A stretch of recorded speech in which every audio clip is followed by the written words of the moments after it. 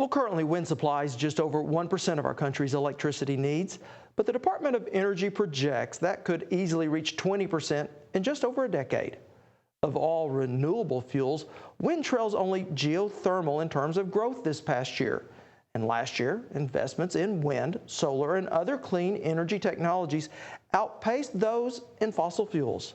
Later, I'll talk to someone from the American Wind Energy Association about what those investments may mean. But first, we want to introduce you to a young Oklahoman who's turning that potential into a real-life solution for his family. Our Betty L. Michaels reports.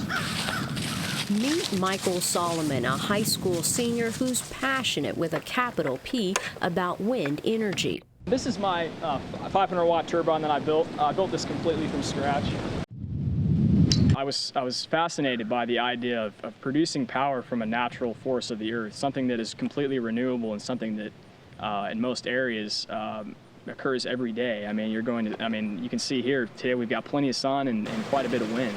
So we will power the majority of the house on a day like this.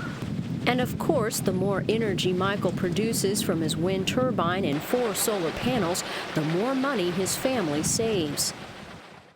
We saw reductions of right around $220 down to about $100. There'll be days where maybe we'll have a lot of rain, a frontal boundary will move in, kind of bad weather, not much wind, not much sun, and that's where we'll just simply store the power and use it for later. I build the blades. These are it's just T4 aluminum.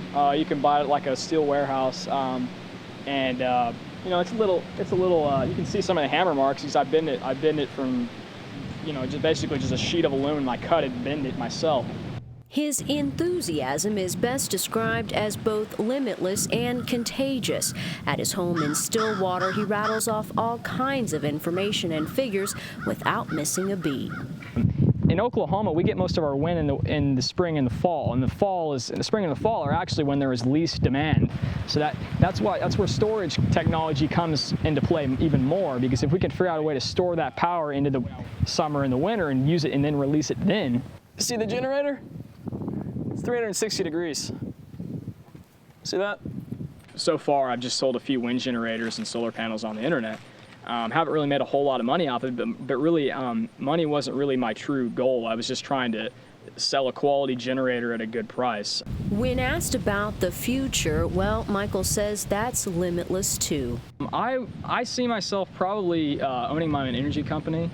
I would like to manage a wind farm at a utility scale level, or just help people save money on their electricity bills, get them off the grid. The sky is kind of the beginning. You often hear sky's the limit. I think the sky is somewhat of the beginning of what's going to happen.